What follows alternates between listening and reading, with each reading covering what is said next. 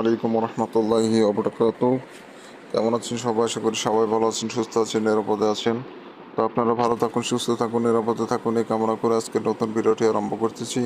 তো আজকে যে বিষয় নিয়ে আলোচনা করবো সেটা হচ্ছে মরণবান, কুফরি মরণবান, অগ্নিবান। তো এটা অগ্নিবানও বলতে পারেন, মরণবানও বলতে পারেন। তো অগ্নিবান কেন হয়? তো নকশা আগুনে জ্বালানোর মাধ্যমে, পোড়ানোর মাধ্যমে কাজ সম্পন্ন করাকে অগ্নিবাণ বলা হয়। এবং অগ্নিবাণে শত্রুর মৃত্যু হবে খুব ভয়ানকভাবে। যেমন শত্রুর শরীরটা জ্বালা পোড়া করবে, মানে আগুন দিয়ে পুড়ে ফেললে যেরকম কষ্ট হয়, ঠিক একইরূপ কষ্ট পেয়ে সে শেষ হয়ে যাবে। দুনিয়ার মায়া ত্যাগ করে শত্রু মারা যাবে, চলে যাবে। তো বন্ধুগণ, এটা খুবই খতরনাক একটি ভয়ানক মৃত্যু হতে যাচ্ছে। তো আদতীয় যে শত্রু, যে খারাপ ব্যক্তি, তাকে মারার চেষ্টা করবেন, কারণ এত কষ্টদায়ক মৃত্যু সাধারণত কাউকে দিলে সে অনেক কষ্ট পাবে এবং সে মৃত্যুবরণ করবে। আসলে মরণের থেকে বড় কষ্ট আর কোনো কিছু হয় না। তারপরেও মরণ অনেক প্রকার হয়ে থাকে। সহজ মৃত্যু, কঠিন মৃত্যু, কষ্টদায়ক মৃত্যু হয়।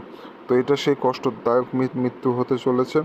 আপনি যদি এই মরণবাণটি আপনি আপনার শত্রুকে প্রয়োগ করেন, সেক্ষেত্রে ওই শত্রুর শরীর জ্বালা পোড়া করবে এবং ছটফট করতে করতে মারা যাবে।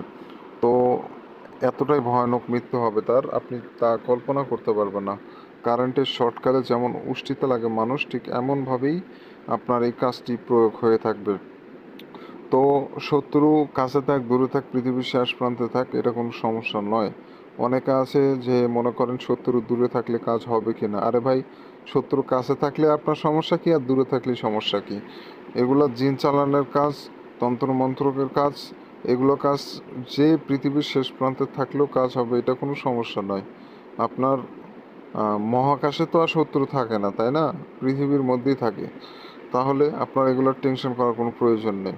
এগুলো পরীক্ষিত তদবির, এগুলা খেলার কোনো বস্তু নয়। এগুলা খেলার কোনো বস্তু হলে আমরা দিতাম না। এগুলা পরীক্ষিত তদবির বিধায় আপনাদের মাঝে উপস্থাপিত করি। আর যে স্ক্রিনে নকশা দেখতে পাচ্ছেন, এটা পাকিস্তানি একটি নকশা।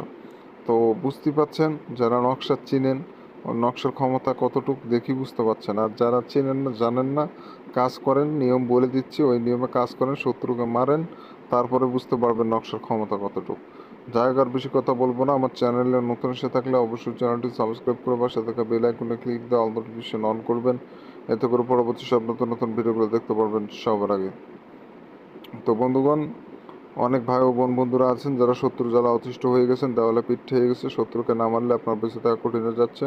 ঠিক এমন অবস্থায় এই কাজটি করতে গেলে আপনি একটা সাদা কাগজ সংগ্রহ করবেন। সাদা কাগজের উপরে সম্পূর্ণ নকশাটা আপনি অঙ্কন করবেন। সাদা কাগজ অথবা সাদা কাপড়, আপনি সাদা কাগজ সংগ্রহ করবেন অথবা সাদা কাগজ। তো কাপড়ে লিখলে বেশি ভালো হয়। সাদা কাপড় কিনতে পারবেন, বাজারে কিনতে পারবেন। কিনে এনে ওই কাপড়ের উপরে আপনি অঙ্কন করবেন। কাপড়ে অঙ্কন করাই নকশাটা উত্তম। আপনি চাইলে কাগজেও লিখতে পারেন, সমস্যা নাই। তবে কাগজে অনেক সময় এই নকশা দিয়ে কাজ হবে না। অতএব রিস্ক নেওয়ার দরকার নেই। একটা সাদা কাপড় কিনে আনবেন ছোট্ট দেখে। কিনে এনে ওই কাপড়ের উপরে লাল কালি দিয়ে এই নকশাটা লিখে ফেলবেন। স্কেল দিয়ে, যদি স্কেল ব্যবহার করেন স্কেল ব্যবহার করবেন, হাত দিয়ে করলে হাত দিয়ে করবেন, সমস্যা নাই। তবে তেড়া ব্যাখা যেন না হয়, স্ট্রেট ফরওয়ার্ড যেভাবে আছে ওইভাবে আপনাকে অঙ্কন করতে হবে। তো যখন নকশা অঙ্কন করবেন, দিনটা সোমবার অথবা মঙ্গলবার হতে হবে। সোমবার অথবা মঙ্গলবার এই দুই দিনে যে কোনো একদিনে কাজ করতে পারবেন। এই দুই দিনের বাইরে অন্য কোনো দিনে নকশাতে কাজ করলে নকশা কাজ করবে না। অবশ্যই এই দুই দিনে যে কোনো একদিন ব্যবহার করবেন।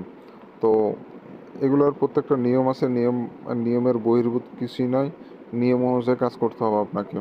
তো যখন নকশা অঙ্কন করবেন, এটা সন্ধ্যায় অঙ্কন করবেন, রাতে বা সন্ধ্যায়, দিনে অঙ্কন করবেন না।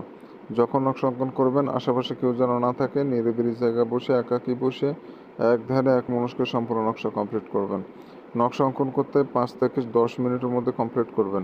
এর বেশি সময় লাগলে নকশা নাও কাজ করতে পারে। এগুলো প্রত্যেকটা নিয়ম আছে, নিয়ম অনুযায়ী আপনাকে কাজটি করতে হবে। তো যখন নকশা অঙ্কন করতেছেন, নিজেও পাক পবিত্র থাকবেন। যে জায়গায় বসে নকশা লিখবেন, জায়গাটাও যেন পাক পবিত্র হয়, এবং যে কাপড়ের উপরে নকশাটা লিখবেন, সে কাপড়টাও যেন পাক পবিত্র হয়, লক্ষ্য রাখবেন। তো এইভাবে কমপ্লিট করে নকশার নিচে আপনাকে নাম দিয়ে দিতে হবে। নকশার নিচে সুন্দর করে শত্রুর নাম, তার মায়ের নাম, তার ঠিকানাটা দিয়ে দেবেন। প্রথমে দেবেন শত্রুর নাম, তার নিচে তার মায়ের নাম, তার নিচে তার ঠিকানাটা দিবেন। তো এইভাবে করে সম্পূর্ণ নকশা অঙ্কন করবেন। অতএব, অথবা আপনি নাম নিচে না দিলেও যে সাইডে নকশাটা লিখতেছেন তার বিপরীত সাইডে অপর পৃষ্ঠায় আপনি নামগুলো দিয়ে দিতে পারেন সিরিয়াল মাফিক।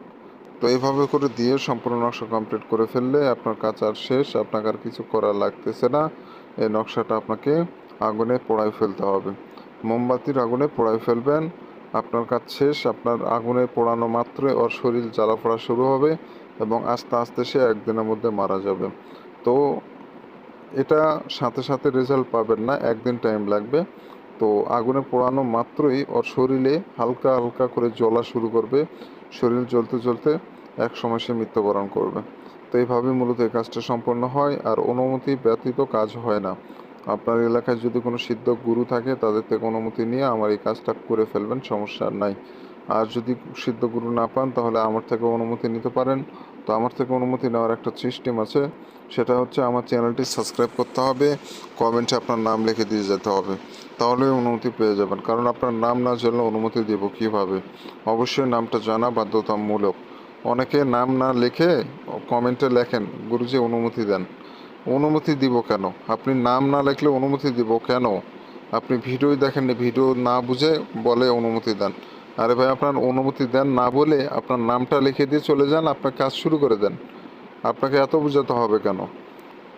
আর চ্যানেলটা অবশ্যই সাবস্ক্রাইব করতে হবে। চ্যানেল সাবস্ক্রাইব প্রথমে করবেন, দ্বিতীয়ত নাম লিখবেন, শেষ। আর স্ক্রিনের যে নম্বর, এটা আমার ইমো নম্বর, যে কোনো প্রয়োজনে যোগাযোগ করে সমস্যার সমাধান করে নিতে পারেন। ধন্যবাদ সবাইকে, ভালো থাকবেন সবাই।